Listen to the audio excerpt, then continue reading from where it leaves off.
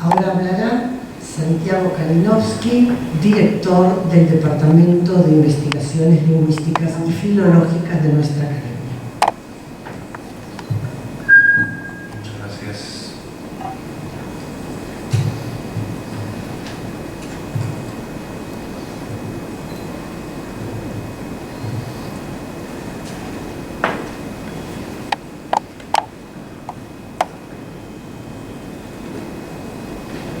Bien,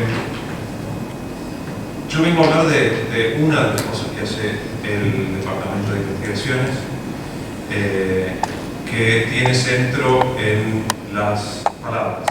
Los otros focos de actividad son las consultas, de las que va a hablar Josefina, y los nombres propios de los que va a hablar Gabriela.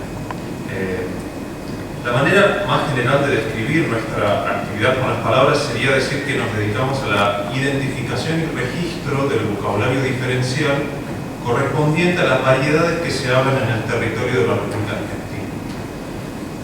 Como resultado de esa tarea, entonces, la Academia publica el Diccionario del Habla de los Argentinos, que todos conocemos por DIA. En adelante lo voy a llamar así. Bueno, ¿qué significa vocabulario diferencial? El vocabulario diferencial es todo grupo de palabras que se usa en un ámbito, en una región, por un grupo etario en particular, etc. Y para poner un ejemplo, de modo que si combinamos todas las palabras que usan de modo exclusivo o preponderante los estudiantes de colegios secundarios de la Comuna 4 de la Ciudad de Buenos Aires, eso sería entonces un diccionario diferencial respecto del vocabulario general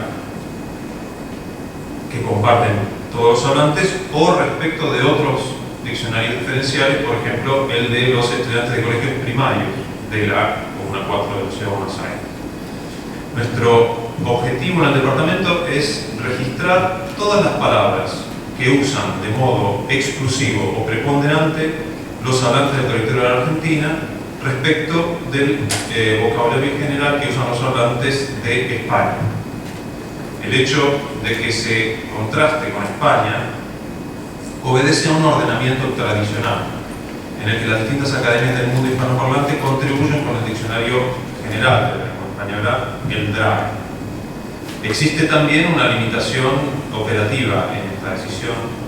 La actividad de relevar la totalidad del vocabulario de una lengua exige que haya un aprovechamiento eficiente de los recursos disponibles. La solución entonces que encontró la Asociación de Academias de la Lengua Española es la de remitir las investigaciones lexicográficas hacia un centro que las reúne, que compara las divergencias, las similitudes y complementa su propia tradición lexicográfica con las contribuciones de todas las academias. Esto permite a las academias, además, contar con sus propios diccionarios, a la vez que se convierten en garantes de que estén representadas todas las variedades en el diccionario general. Esta investigación es una investigación que se hace a lo largo de mucho tiempo y tiene distintas etapas. Las metodologías para incorporar el vocabulario diferencial varían de acuerdo a las distintas prioridades y momentos que tiene el departamento. En uno de los primeros momentos, entonces, se reconoce el trabajo de los lexicógrafos destacados de la Argentina, de sus distintas regiones y de América. Con esa base se elaboró el registro del habla de los argentinos, que cuenta con 92.288 entradas. Cada una de esas palabras luego se investiga, se decide si debe ser incluida o no como palabra de uso en el territorio de la República Argentina, y se verifica que esté documentada en registros escritos, literarios, en la prensa. Normalmente todo ejemplo que haya llegado hasta el registro escrito. Internet se convirtió en una de las fuentes principales para verificar con determinados criterios. Otro camino fue el relevamiento de las autoridades. Esto, entonces, más de medio millón de formas extraídas de 600 autores representativos desde la época virreinal hasta la actualidad, y así se registran formas que aparecen en distintos géneros literarios de distintas épocas y de distintas regiones de la Argentina. También hubo un relevamiento de recortes de prensa que suman hoy unas 60.000 fichas, sin incluir el trabajo posterior que se hizo con Internet, con la prensa en formato digital. Entonces, todos estos caminos, que son los caminos por medio de los cuales se dio origen al diccionario, son caminos del texto a la palabra, es decir, del texto literario, del texto periodístico o del texto lexicográfico hacia la investigación de la palabra, su registro, su definición y identificación. Otra de las maneras de trabajar sigue la trayectoria inversa. Es decir, los lexicógrafos, entre los que estamos en esto, llega un momento que empezamos a no poder evitar estar todo el tiempo prestando atención a ver qué palabra usa alguien que está hablando con nosotros. Puede ser difícil a veces tener una conversación. Pero bueno, esta lexicografía es una lexicografía de oído que se hace, y va al revés. Uno encuentra la palabra y de ahí va a buscar los ejemplos, los registros en la prensa o en la literatura. Habiendo ya completado bastante las primeras etapas, esta es una de las cosas que últimamente ha tenido más preponderancia, ha ganado espacio. La mecánica de funcionamiento, entonces, una vez que se completó este trabajo de identificación, análisis, definición y ejemplificación de las palabras, implica la cuidadosa consideración de las propuestas por parte de los académicos, miembros de la Comisión de la Obra de los Argentinos. Entonces, muchas palabras son remitidas por el departamento a la comisión, otras siguen el camino inverso y surgen de los académicos para que sean consideradas por nuestro departamento. Esto entonces da forma a un diálogo permanente en el que se ponen en juego las intuiciones lingüísticas de personas de diversas formaciones, actividades profesionales, lecturas, edades, gustos, etc., en la búsqueda permanente de un equilibrio que asegure la máxima representatividad del diccionario. Este proceso multifacético va dando forma al diccionario, que más que un diccionario es a mí me gusta pensar a veces que son muchos diccionarios en uno. Se trata de un diccionario de palabras usadas en las distintas regiones de la Argentina. Esto es entonces un diccionario dialectal. Hay 600 acepciones que tienen marca diatópica en el diccionario y unas 100 que se van a sumar en la próxima edición. Las regiones, bueno, esto lo escribió Josefina en el libro que hicimos para la feria. Las regiones siguen la propuesta de la especialista Berta Vidal de Battini con las acotaciones de María Beatriz Fontanella de Weinberg. Dividen a la Argentina en las grandes regiones que sirven para precisamente poner estas marcas diatópicas, es decir, en qué lugar se usa más, porque nunca es exclusivamente, se usa más una palabra y en qué lugar se usa menos.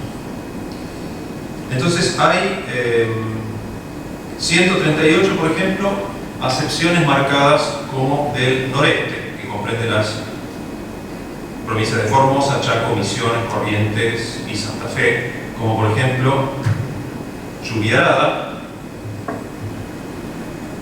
Estos son los ejemplos, porque sin los ejemplos queda todo muy en el aire. La palabra mensú, que viene de mensual, porque es un trabajador que se contrata de modo temporal.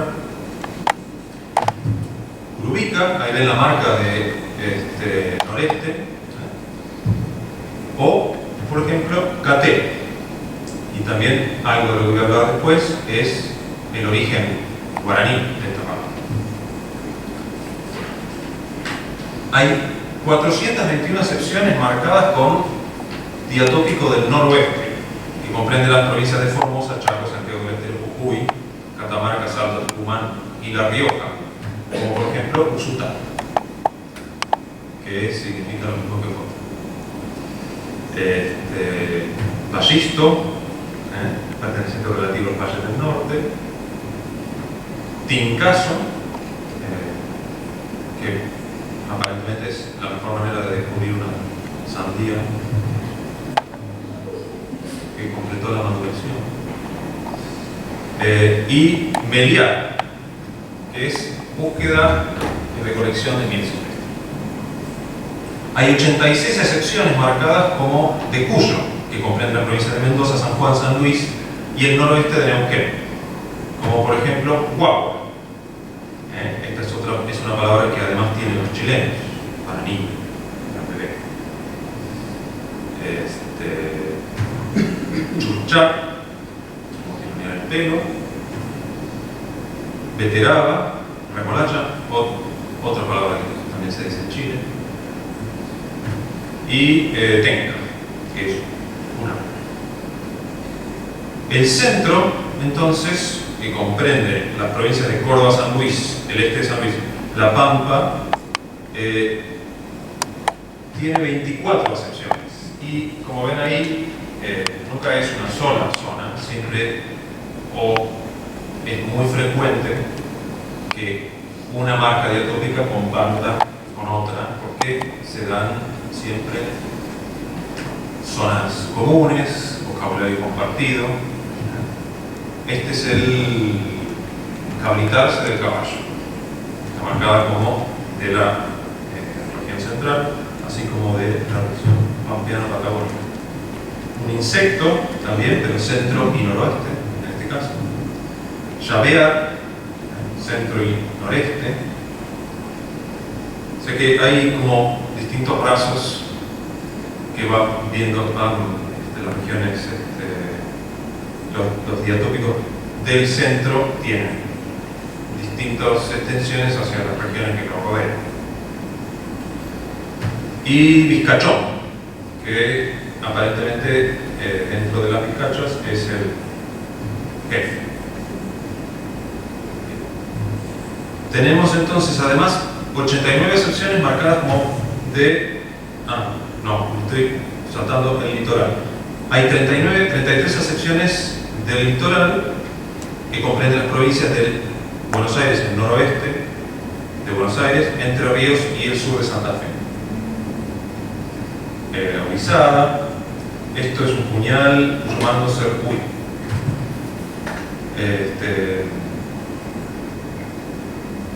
Hay una especie de tortilla también del litoral, y Zabalé, que significa tanto un malviviente como un hincha del Club de Colón.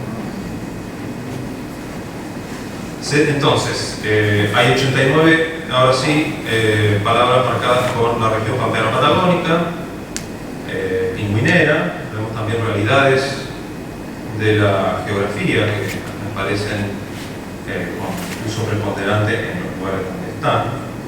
Peludear, que quiere decir salir a cazar peludos. Yo soy de la región pampeano-patagónica y no era una actividad tan accesible, pero bueno. El ejemplo que di ahí es un ejemplo de Mansilla del siglo XIX. Algo de lo que voy a hablar ahora también. Quintral, una planta,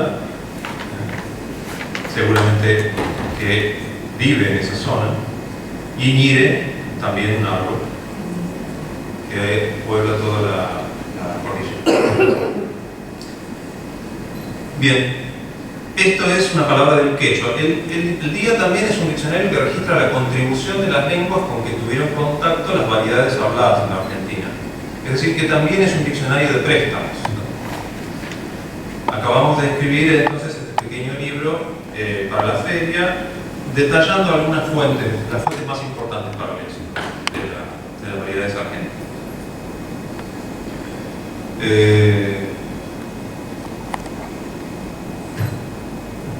Estas palabras son, entonces, de todo el país. No tienen ninguna marca diatópica, locro y cucho. Son contribuciones del quechua.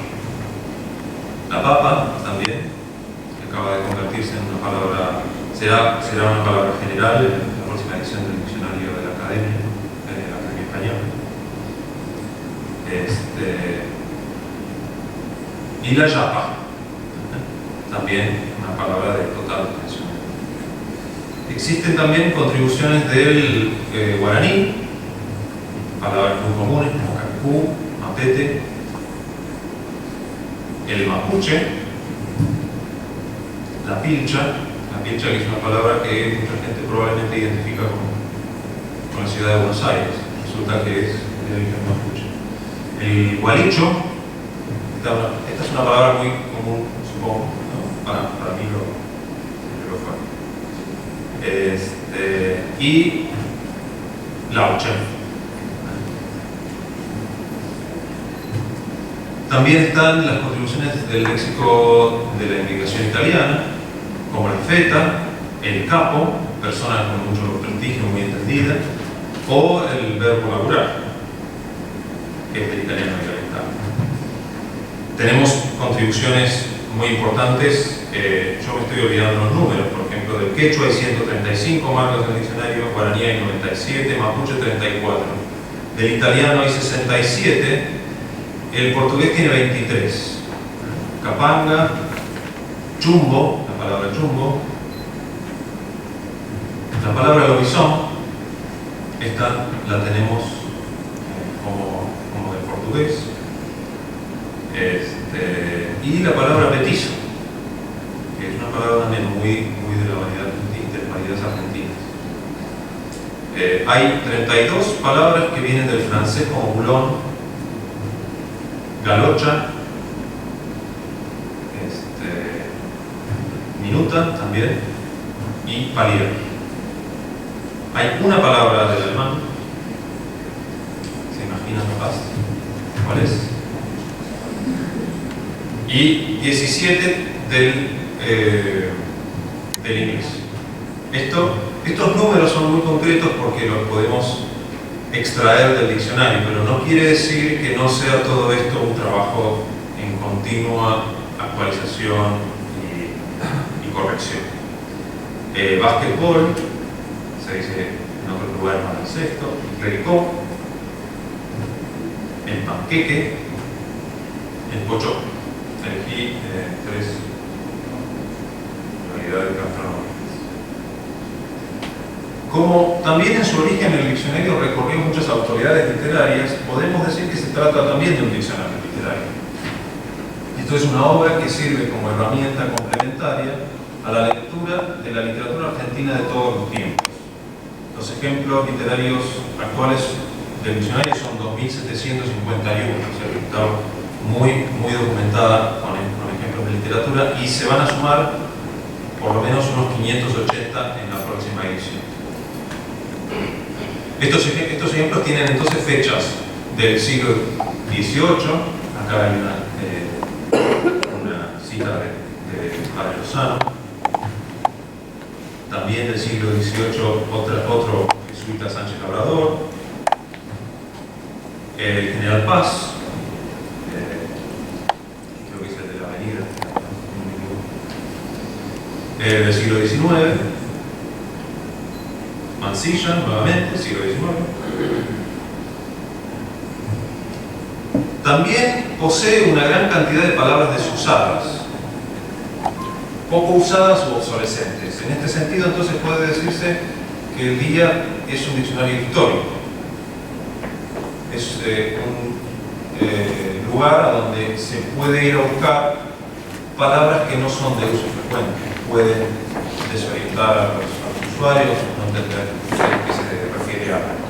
Entonces, en ese sentido tenemos esta palabra coloquial desusada. Desusadas tenemos 158. Viandazo, difuntear. Los ejemplos también muestran el carácter de desusado o poco usado, por la fecha de los ejemplos. Hay 207 que tenemos marcadas como poco usadas: alacraneada, balandronada, por ejemplo, fifí. Fifí, pero fíjense que no son todas las acepciones las que están marcadas como poco usadas, sino solamente la primera. El ordenamiento de las acepciones suele ser cronológico. Entonces, la primera acepción, como hombre demasiado atento a la moda, hoy le diríamos metrosexual, tal vez. Pero la sección 2 y 3 siguen usándose. Renegado o penimbundín, poco usado. A las que se suman alrededor de unas 130 que hemos podido identificar para la próxima edición, como por ejemplo abacanar o afile, o afilar, como flirtear, cajetilla, que no estaba, despectiva, ¿no? Claro. El pirulero, o usada, que es de pirulines, y rantifuso, que estará en la próxima edición como palabra desusada. Esto no quiero dar la sensación de que el diccionario reúne solamente estas palabras. Es, en la exposición lo que quise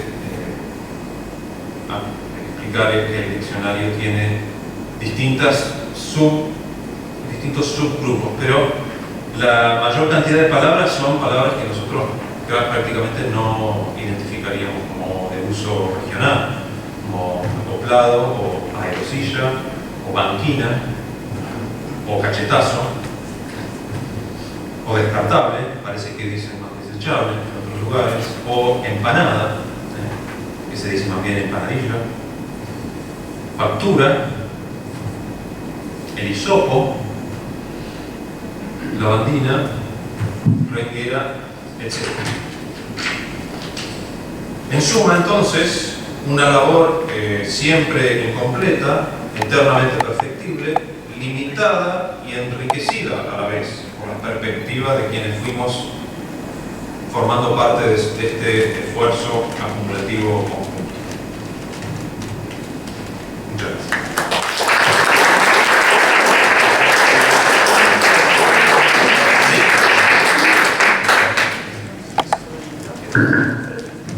A continuación hablará la profesora Gabriela Power, subdirectora del Departamento de Investigaciones Lingüísticas y Filológicas. Buenas tardes. Antes que nada tengo que explicar que soy yo sola la que va a hablar, pero los que investigamos nombres somos dos personas básicamente. La otra es Alba Estrella Gutiérrez, que por un motivo muy positivo tuvo una operación muy exitosa, no está en este momento acá, pero hablamos las dos acerca de qué es lo que convenía decir para que medianamente se lleven un panorama de lo que es nombres propios. Alba es además la persona con más antigüedad en la academia como empleada, está llegando casi a los 50 años de trabajo, para lo cual tiene el tema muy, muy claro y lleva muchos años haciendo lo mismo. El tema de los nombres propios es el siguiente. Nosotros no investigamos etimologías de nombres que nos trae la gente por azar o por gusto, ni nombres ya establecidos. Nunca investigaríamos a Alicia, ni Alejandro, ni Josefina, ni Santiago. Lo que hacemos es investigar aquellos nombres que por algún motivo los registros civiles deniegan, y lo deniegan en el momento en que los padres van a inscribir a los hijos, o lamentablemente muchas veces en el momento en que por oficio la justicia va a buscar a los padres que no han inscrito a los hijos y se encuentran con que los anotaron con nombres que no son reales o no existen. Una vez que esos nombres ingresan, nosotros lo que hacemos es realizar una investigación etimológica. Nunca decir si el nombre lo vamos a autorizar o no autorizar, si se le va a permitir al padre ponerle ese nombre o no. Esto es algo que genera mucha confusión, porque la gente a menudo cree que nosotros somos algo así como un sucedáneo divino que le va a decir sí, usted le puede poner este nombre. Y nosotros sencillamente lo que hacemos es, sencillamente ni más ni menos, que investigar etimológicamente el origen del nombre, la lengua en que estaría expresado, traducción al español si lo hay, y para qué sexo tradicionalmente se suele utilizar. Algunos nombres son de utilización para ambos sexos. A raíz de esto, y para facilitar un poco la tarea de los registros civiles, el año pasado, junto con la licenciada Adela Dibuquiánico, que está aquí sentada en segunda fila, se elaboró un CD donde se incluyó la base de datos de nombres que nosotros poseemos hasta ahora. Entiéndase que esa base de nombres tiene antropónimos absolutamente extraños, extemporáneos y rarísimos de hallar. no están ahí los nombres tradicionales con su etimología. Pero así todo se va quedando corta porque día a día los padres envían nombres cada vez más extraños, diferentes y prácticamente, como diría, inventados. A grandes rasgos, lo primero que hay que comprender es que cuando uno investiga un nombre está tocando una de las partes más sentimentales e importantes de un ser humano, que es ni más ni menos que el hijo.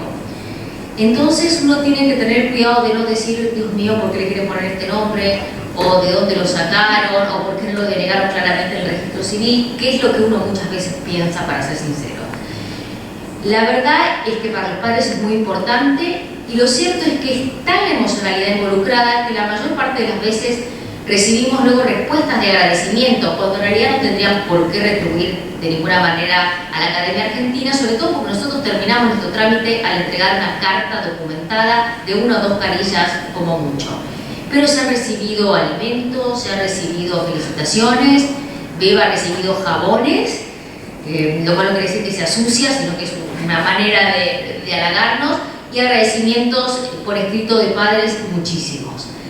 Lamentablemente tengo que decir que como no escapamos a la sociología del país, algunas veces han venido padres muy humildes y madres muy humildes con los niños, a las que hemos tenido que darle café con leche y galletitas. Y hasta algunas veces prestar monedas para volver con el colectivo, porque venían con el niño a pie, o en verano darles agua mineral. Pero más allá de ese servicio que ya es contingente, vamos al tema de nombres y qué es lo que los padres suelen demandar. En general los nombres tienen mucho que ver con la actualidad y nos piden nombres de series de moda. Por ejemplo, durante un tiempo se pidió el nombre Cataleya. Cataleya es un tipo de orquídea que crece en América Central, en Colombia, en el Caribe continental, y tenía que ver con una serie colombiana que alguna gente seguía por internet, cuya protagonista tenía el nombre de esta flor y era Cataleya.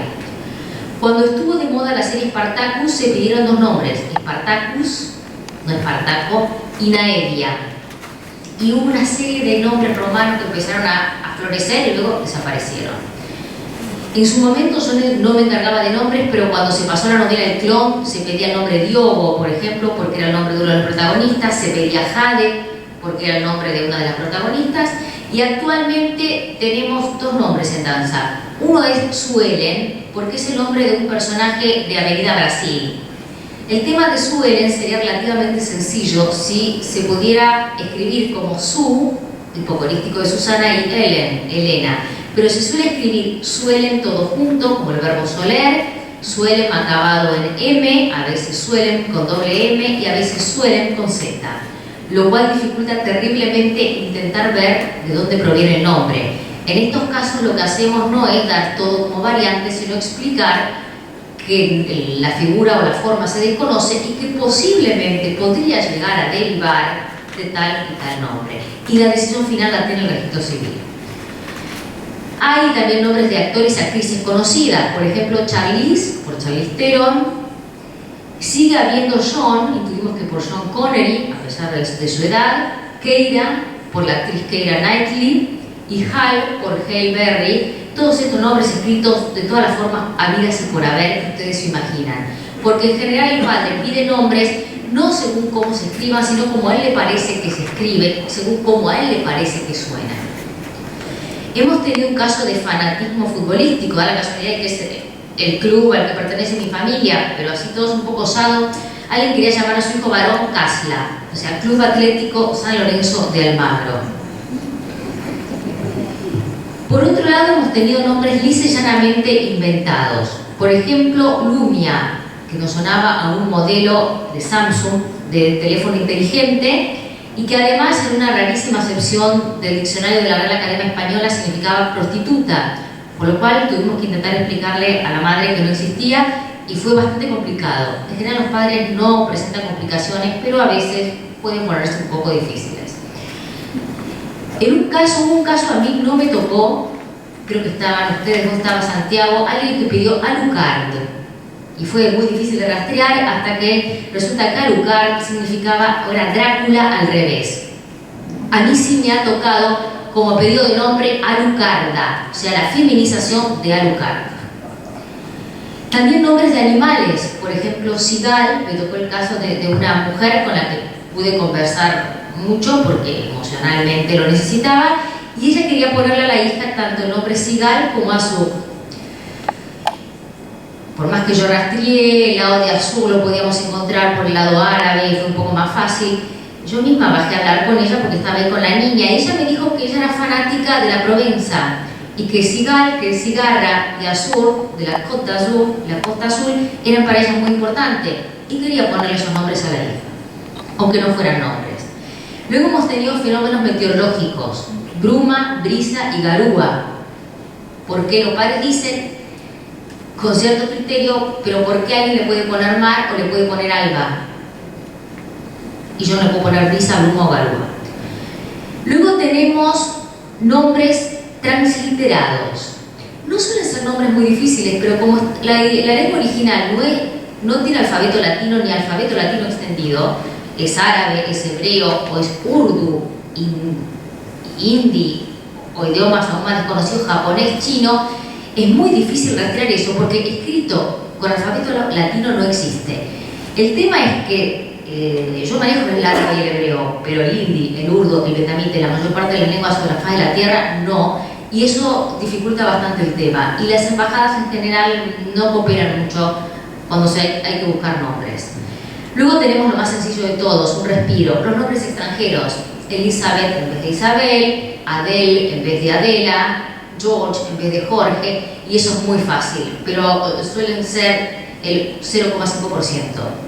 Luego tenemos nombres bíblicos, que no son los nombres bíblicos más conocidos, porque esos están aceptados, y hay que buscarlos un poco porque a veces los escriben como ellos creen que suenan, pero no es tan difícil. Pero luego están los nombres de presuntas entidades angélicas, que son muy difíciles de ratificar porque en general no existen, aparecen en toda suerte de páginas de pseudociencias, y los padres están convencidos de que cualquier nombre que termine en él es un nombre de ángel. Y hay Yadiel, Yohadiel, Somoel, y uno puede armar con cualquier sustantivo, Mesael, Microfonoel, Botellel, y lo que venga, y de eso hay muchísimo, y es complicado porque uno se vuelve loco. Y finalmente varían nombres originales que se escriben de todas las formas posibles. Se pide mucho Byron, de Lord Byron, como nombre, Byron, pero no escrito con Y y B larga, sino con I latina o con B corta, y a veces incluso con acento, Byron. Imagínense, B corta, I latina y O acentuada. Entonces, ¿cómo vamos de Byron a Byron? Es muy complicado. Claramente son nombres que no existen, y lo que se pone es que no existen. Cuando no ha habido ninguna manera de encontrar la información, no se inventa lo que no hay, sino que se pone una fórmula muy interesante que inventó el anterior director del departamento, y que dice que no se ha podido constatar fehacientemente, según la documentación de que dispone la academia, de que esta forma sea o no un nombre. Y esto es de alguna manera porque nosotros no nos atribuimos todo el conocimiento del universo, ni podemos decir que en algún pueblo, región o país aquello no sea un nombre. Pero hace falta aclararlo ante la duda por un presunto problema judicial que jamás ha habido de todas formas. Eso es básicamente la investigación que tiene que ver con nombres. Lo que nosotros entregamos es una hoja, como he dicho, de una carilla, como mucho 2, que se le envía a los padres que no viven en la capital federal y alrededores. Los otros lo pasan a buscar por la academia, y lo cierto es que con ellos suelen conseguir que le inscriban a sus hijos. Yo no sé si eso a veces es bueno o malo, porque a veces uno encuentra que un nombre existe y hubiera sido mejor no encontrarlo, pero bueno, es una decisión de los padres y nosotros jamás cuestionamos la decisión de los padres, no opinamos al respecto sobre un nombre. Y paso el micrófono a Josefina para que hable de consultas.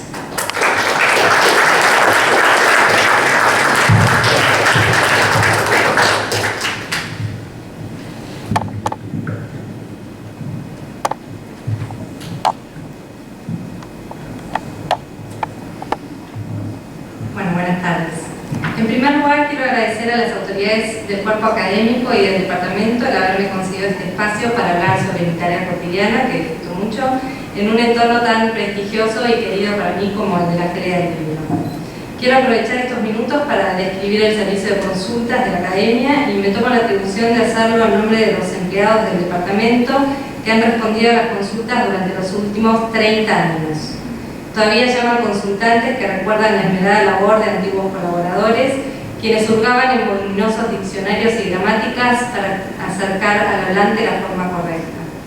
Hoy la búsqueda de una respuesta inmediata, tal como lo reclama el profesional que tiene su tarea para esclarecer una duda idiomática, se ha facilitado gracias a los medios digitales en que se vuelven las obras de referencia.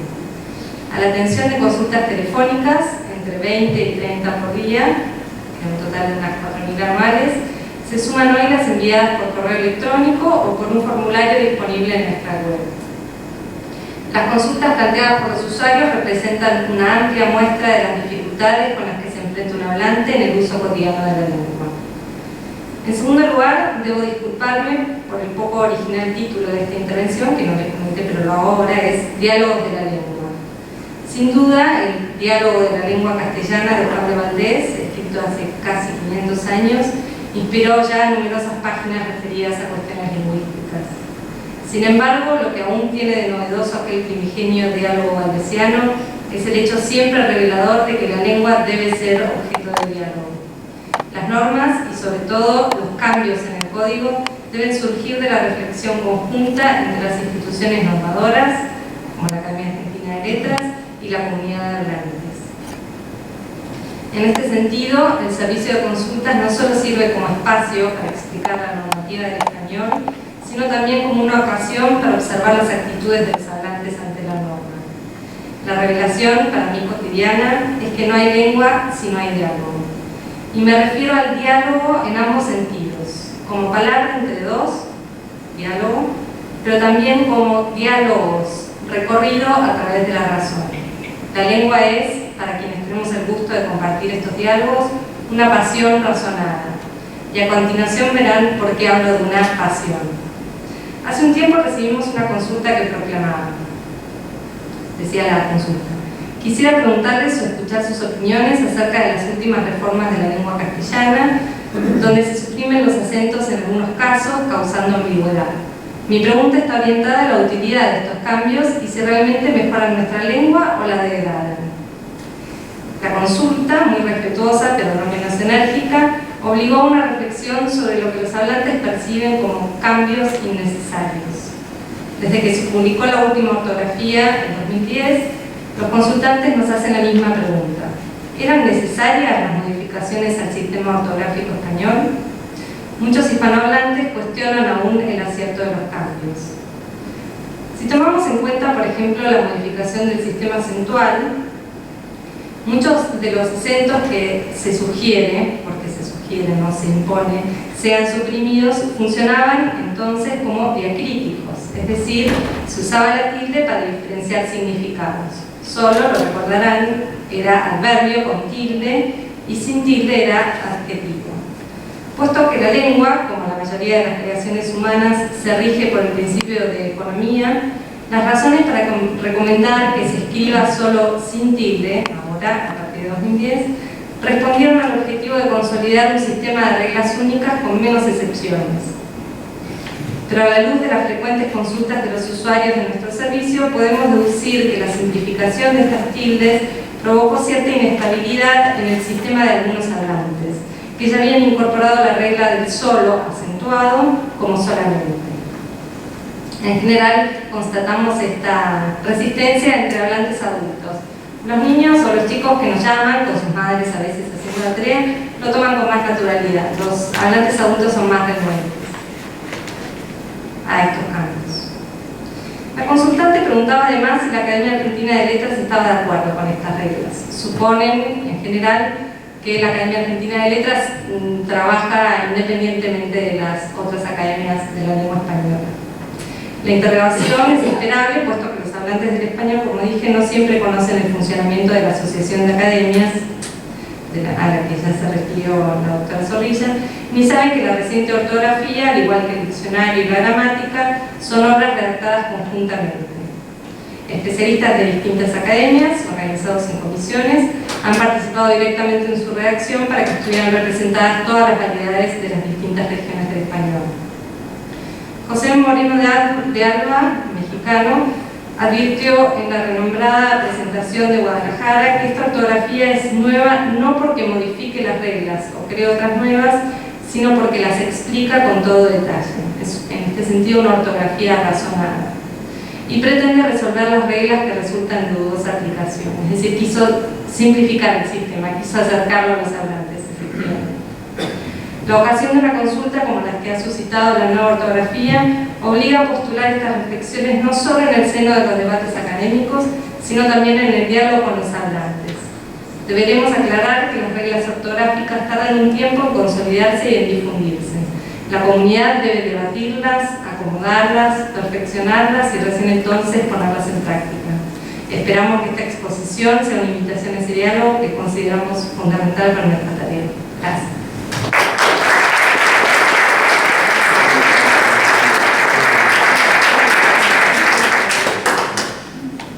A continuación hablará el doctor Alejandro Parada, director de la biblioteca de nuestra academia.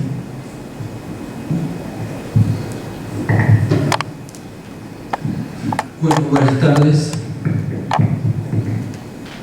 A mí me toca hablar de la biblioteca de la Academia Argentina. Bueno, una biblioteca es una significación del mundo, es un universo en sí mismo. Y en ese universo se construyen varias cosas. Y entre esas cosas, quizás la más importante es que esa significación es una especie de construcción de la felicidad. ¿Cómo se construye una felicidad en un ámbito de una biblioteca especializada? Se construye con toda la implicancia, todos los atributos que hoy día puede tener la cultura manuscrita, la impresa y la virtual. ¿Cómo comenzó esta biblioteca institucional? Comenzó a muy poco de estar fundada la Academia, hacia el año 1932, en dependencias de la Biblioteca Nacional, con los aportes, unos pequeños aportes de duplicados de la Biblioteca Nacional. Posteriormente, se vio viendo la necesidad institucional de tener un instrumento, una herramienta. Aquí viene un aspecto muy importante de la Biblioteca de la Academia Argentina, que es su aspecto instrumental, en un amplio sentido, instrumental para apoyar a los investigadores, a los académicos y fundamentalmente al Departamento de Investigaciones Lingüísticas y Filológicas. Tempranamente se vio este objetivo que no se ha ido perdiendo y que es uno de los puntuales institucionales de esta significación del mundo, que es la materialidad de los libros, y hoy también tenemos otro nuevo mundo que es esta parte virtual. Ahora bien, creció rápidamente. Hacia 1966 tenía 35.000 volúmenes, en 1989 65.000 y hoy aproximadamente estamos en los 130.000 volúmenes de libros, más de 3.000 títulos de revistas periódicas, tanto abiertas como cerradas, y nuestro catálogo en línea que totaliza más de 115.000 registros. ¿Cuál es su especialidad? La especialidad es la literatura argentina e iberoamericana y los estudios filológicos en lengua española. Es muy rica en donaciones. Sería realmente abrumador decir la totalidad de las donaciones, pero entre ellas las de Rafael Alberto Avieta, Patricio Gama, Celina Sabor de Cortázar, Alejandro González Araño, Ángel Batistesta, Ofelia Cobasi, y dos importantes donaciones en cuanto a su volumen y calidad, la de José Luis Tente Rocamora y fundamentalmente la de Miguel Lermo, riquísima en primeras ediciones argentinas y fundamental, medular en libros de viajeros a América Latina y especialmente a lo que hoy es la Argentina. Una de las características importantes que les he venido comentando son los aspectos que le tocó a esta biblioteca en distintas instancias epocales, pasar de lo meramente tipográfica y la organización tipográfica a la organización, y a la organización que implica un desplazamiento hacia la virtualidad. Esto implicó que tuviéramos archivos distintos, desplazar los archivos típicos de fichas a que fueran archivos ahora electrónicos y en línea. Esto nos permitió tener toda la biblioteca fichada ahora en un catálogo en línea virtual. Y últimamente nos ha permitido también incorporar lo que se llama bibliotecariamente un repositorio institucional con algunos de nuestros archivos más importantes. Hoy día, entrando a la página de la Academia y a la sección de biblioteca, ustedes pueden encontrar el archivo Manuel Gálvez, que reproduce 2.818 cartas en texto completo, el archivo Roberto Giusti con casi 1.000 cartas, y en preparación se encuentra el archivo de Atilio Chapoli, que ya llevamos 1.200 documentos inventariados, y dentro de nuestra planificación el archivo Jorge Masroda. Tenemos también casi 4.500 cartas digitalizadas para consulta en sala de el extraordinario epistolario de Vittoria Ocampo. También tenemos varios proyectos virtuales que comenzaron tempranamente en la Academia con nuestro portal en la Biblioteca Cervantes Virtual, que comenzó nada menos que en el año 2000, muy tempranamente, y acabamos de cerrar un contrato con la Asociación Civil Wikimedia Argentina para comenzar un proceso de digitalización mucho mayor a través de un escáner orbital. Vamos a digitalizar nuestras colecciones de narrativa del siglo XIX, la narrativa hasta el año 43, preservando así la propiedad intelectual, y los libros, nuestra extraordinaria colección de libros de viajeros a Río de la Plata. Tenemos una sección muy importante de libro antiguo, aproximadamente 750 libros que representan al siglo XVI, XVII y XVIII.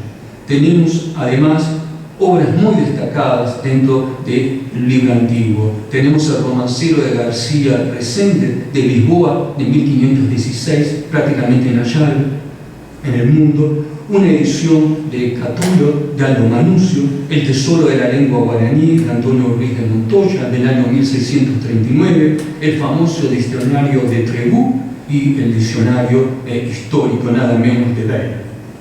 Tenemos también, y nada menos, valga la redundancia, que el diccionario, la primera edición del diccionario de la lengua castellana de autoridades en 6 sendos volúmenes del año 1726. Hay joyas también únicas y manuscritos únicos que, por solo voy a citar algún ejemplo, tenemos la primera edición del Martín Fierro de 1872 y la primera edición de Don Segundo Sombra de Guiraldas, ambas corregidas por sus autores en forma manuscrita. Tenemos numerosos manuscritos, entre ellos El peregrino en el mar de José Mármol, la primera noche del cementerio de Eduardo Guay y otros muchos que es ocioso redundar en ellos. Damos todo tipo de servicios, como puede ser nuestros catálogos en línea, obras digitalizadas, colecciones especializadas en filología, lingüística, literatura argentina, española, hispanoamericana, acceso a internet, consulta en sala con información bibliográfica a distancia, formación de usuarios, servicio de información por correo electrónico, digitalizaciones varias, préstamo bibliotecario, formularios de consulta electrónica, etc. Antes de cerrar, quisiera decir también que una biblioteca es una construcción colectiva. Acá trabaja un equipo de personas que quisiera nombrarlas: Carmen Mita Apreda, María Adela de Buquiánico, Oro Fantoni, Maricel Alejandra Celayarán Fría. Son las personas que hacen posible, y otras bibliotecarias y bibliotecarios que tuvieron, que esta biblioteca viva, palpite y esté entre nosotros en esta construcción de felicidad que hablábamos.